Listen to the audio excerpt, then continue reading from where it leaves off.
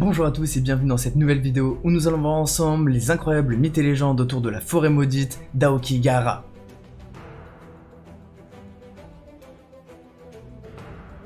Étendue sur plus de 3000 m² au nord du célèbre mont Fuji, la forêt japonaise d'Aokigahara est réputée pour être une forêt bien mystérieuse et maudite, et elle ferait réellement peur à la plupart des japonais, car pour eux, elle serait hantée par des esprits tourmentés. De vieilles légendes japonaises rapportent que les arbres de cette forêt seraient imprégnés d'une énergie maléfique, et que malheureusement, quiconque oserait s'y aventurer perdrait la tête et n'en reviendrait jamais. Dans la culture japonaise, le mot Aokigahara serait même mal vu, et la plupart d'entre eux éviteraient de le prononcer pour ne pas qu'il puisse leur arriver un grand malheur.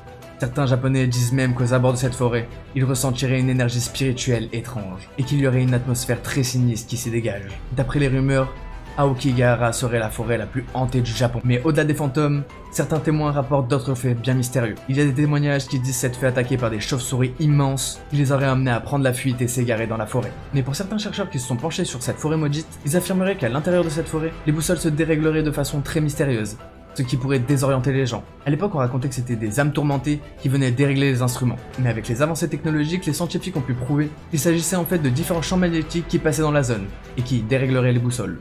De plus, ils auraient même trouvé un potentiel lac de lave sous la forêt, ce qui pourrait également entraîner un dérèglement des boussoles. Mais même si aujourd'hui on a réussi à prouver que cette légende n'est en réalité qu'un simple phénomène naturel, chaque année ce sont de nombreux désespérés qui se rendent dans cette forêt, afin de mettre fin à leur jour. Il y aurait un nombre croissant de disparitions dans cette zone, et les autorités auraient même décidé de mettre différents panneaux en place avec des messages d'espoir pour persuader les gens de ne pas pénétrer dans cette forêt ou de ne rien y faire.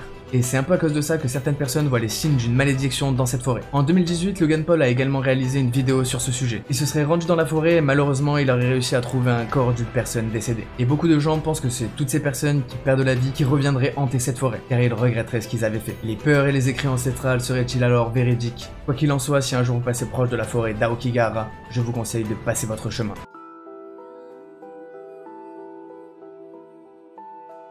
Entre le territoire de Belfort et la Suisse se trouverait une route bien mystérieuse. La départementale 419 serait le théâtre d'innombrables accidents. Plus troublant encore, tous les accidents auraient lieu dans la même petite zone, très proche d'une certaine auberge. Cette route a une réputation telle que la plupart des gens qui disent passer dessus préfèrent ralentir pour qu'ils ne puissent pas perdre le contrôle ou qu'il ne leur arrive quoi que ce soit. Mais ce qui intrigue le plus, c'est que sur cette route il n'y a même pas de virage, ce serait une simple ligne droite. Pourtant, chaque année, il y aurait de nombreux accidents. Ce seraient de nombreuses personnes qui perdraient le contrôle de leur véhicule avant de terminer dans un arbre sur la route d'en face. Et ce, sans réelle raison. En seulement 4 ans, de 1994 à 1998, il faut savoir qu'en si peu de temps, ce sont déjà 124 accidents qui seront recensés. Et sur ces 124, il y en aura même 53 blessés gravement à la suite de leur accident. La plupart des accidents encore aujourd'hui restent inexpliqués. On n'arrive pas vraiment à comprendre comment ils ont pu perdre le contrôle alors que c'est une ligne droite. Mais les communes avoisinantes ont quand même pris des mesures. Pour éviter qu'il y ait plus d'accidents, ils ont ajouté de nouveaux panneaux, mais surtout ils ont ajouté une barrière de sécurité. Pourtant, malgré ça, rien n'y fait. Chaque année, il continue à avoir énormément d'accidents sur cette route, et beaucoup prétendent qu'elle est maudite. Plusieurs spécialistes qui se sont penchés sur son sujet ont essayé de trouver une explication rationnelle à tous les accidents qui pouvaient arriver là-bas. Mais malgré leur enquête approfondie, ils n'arriveront pas à donner de conclusion finale à ce qui se passe, ni même de trouver une explication rationnelle. Pour eux, le mystère est encore plus grand, car pour la plupart des accidents qu'ils ont réussi à retrouver, il n'y a aucune présence d'alcool ou de drogue chez les conducteurs. Et la plupart des accidents se seraient passés avec une très bonne visibilité de jour et par beau temps. En revanche, plusieurs hypothèses sont émises. Pour certains chercheurs, il pourrait s'agir d'un curieux champ magnétique qui provoquerait des perturbations sur les voitures, et engendrer ce genre d'accident ou ce genre de perte de contrôle. Pour d'autres, cette route passerait sur un ancien cimetière, ou aurait été construite proche d'un endroit avec des mauvaises énergies, et elle serait contenue et stockée là à cause de la route. Et pour d'autres, il se baserait sur une ancienne légende qui raconte que cette route est bel et bien maudite. Quoi qu'il arrive, pour le moment, nous n'avons aucune explication rationnelle sur cette route. Elle continuera sûrement pendant longtemps à garder tous ses secrets. Le malin, aussi connu sous le nom de Belzébuth ou encore le diable, serait représenté par le chiffre 666, nommé le chiffre de la bête. Et le 666 serait pour beaucoup annonciateur de la fin du monde. Il existe depuis la nuit des temps des associations avec les 3-6, et il existerait de nombreuses origines à ces superstitions. Tout commence avec un extrait de la Bible. Dans le livre de l'Apocalypse, chapitre 13, verset 18, il serait mentionné que le chiffre de la bête serait le 666. Pour les chrétiens, ce nombre est donc maléfique, et représenterait donc un homme qui a vraiment existé. En revanche, plusieurs noms sont avancés. Pour certains, il pourrait s'agir de Néron, un ancien empereur romain qui était réputé pour être très cruel. Il aurait persécuté les chrétiens pendant de nombreuses années. Certains scientifiques ésotériques qui ont associé les chiffres à des lettres, le mot Néron correspondrait bien à 666. Pourtant, il existerait bien d'autres résultats troublants. L'addition des lettres de Lucifer donnerait également 666. Et pour beaucoup, ce nombre serait bel et bien annonciateur de l'Apocalypse, et ferait référence au diable en personne.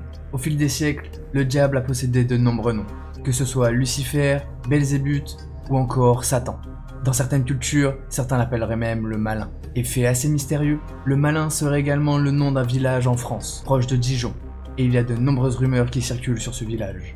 Il existe de très vieilles légendes qui prétendent qu'une femme se serait fait enlever par le diable en personne et aurait été emmenée en enfer. Il existerait encore aujourd'hui l'ouverture vers laquelle cette femme aurait été emmenée et aurait disparu. Le village entier aurait surnommé cette ouverture le trou du diable, et il se trouverait juste en contrebas du village.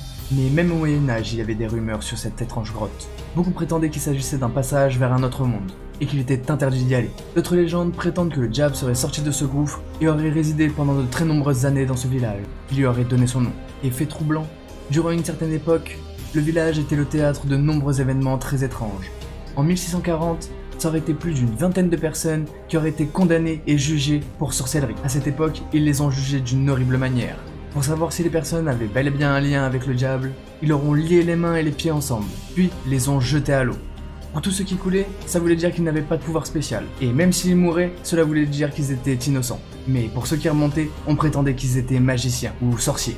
Ils étaient immédiatement jugés coupables, et les villageois les faisaient couler de force à coups de fourche. Les descendants de ces soi-disant sorciers seront même persécutés pendant de nombreuses années et sur de nombreuses générations. Étrange coïncidence, le village malin aurait même compté 666 personnes dans ce village pendant de nombreuses années.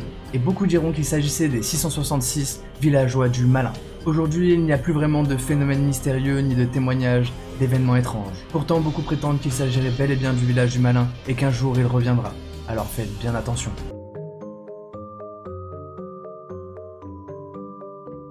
Tout aurait commencé aux alentours des années 1700, dans la petite ville de Cyrne, dans le comté de York. Une famille va connaître un terrible malheur lorsque leur fille va épouser un homme considéré comme diabolique. Thomas Busby était réputé pour être un homme alcoolique et violent. Il travaillait avec son beau-père et se disputait très souvent avec lui. Mais un jour, leur dispute serait allée trop loin et Busby aurait malheureusement assassiné son beau-père.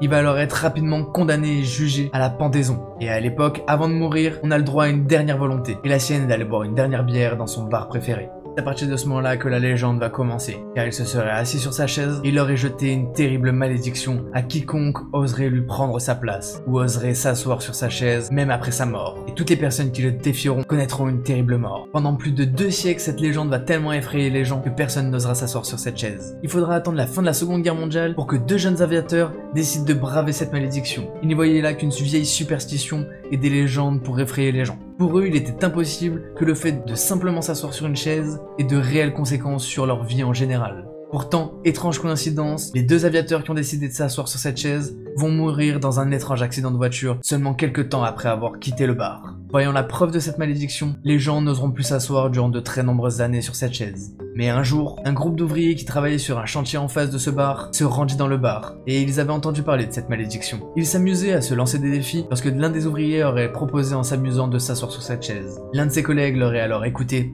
et se serait assis sur la fameuse chaise. Toutefois, rien d'anormal va vraiment se passer, et ils vont pouvoir continuer à travailler sur le chantier. Et un jour, celui qui s'était assis sur la chaise va glisser et tomber de l'échafaudage. Il va se briser la nuque et mourir sur le coup. Après ce nouveau drame, le propriétaire du bar va encore voir la malédiction, et il va prendre une décision radicale. Il va descendre la chaise à la cave pour que plus personne ne puisse s'y asseoir et subir cette malédiction. Malheureusement pour lui, cela va pas suffire, car quelques années plus tard, un jeune homme qui était venu en livraison et qui n'avait pas du tout entendu parler de cette malédiction va prendre la décision de s'asseoir sur cette chaise pour se reposer un moment. Juste après cette livraison, il va reprendre sa camionnette et perdre le contrôle sans aucune raison. Pour le propriétaire du bar, il en est sûr, c'est encore la malédiction. Il devient donc très important d'arrêter ce carnage. Il va prendre une nouvelle décision encore plus radicale. Il va vouloir prendre la décision de se débarrasser de la chaise, mais le musée de la ville va lui proposer de récupérer la chaise et la conserver. Le conservateur du musée aurait accepté à une seule condition: que la chaise soit suspendue de façon à ce que personne ne puisse plus jamais s'asseoir sur cette chaise. Et depuis qu'il n'y a plus cette chaise maudite dans le bar, il n'y aura même plus aucun événement macabre lié à ce bar. Aujourd'hui encore, la chaise maudite reste visible dans le fameux musée. Elle attend patiemment une nouvelle personne qui viendra s'asseoir et oser braver la malédiction. Et voilà, c'est déjà la fin de cet épisode, j'espère que ça vous aura plu. N'hésitez pas à me le dire dans les commentaires et si vous avez d'autres sujets comme ça que vous voulez que je traite dans mes prochaines vidéos. Si vous êtes intéressé par le paranormal ou par les malédictions, vous pouvez aller voir mes autres épisodes. Vous pouvez liker, partager et vous abonner. Nous on se retrouve dans un prochain épisode. C'était Geek on Fire. Peace out.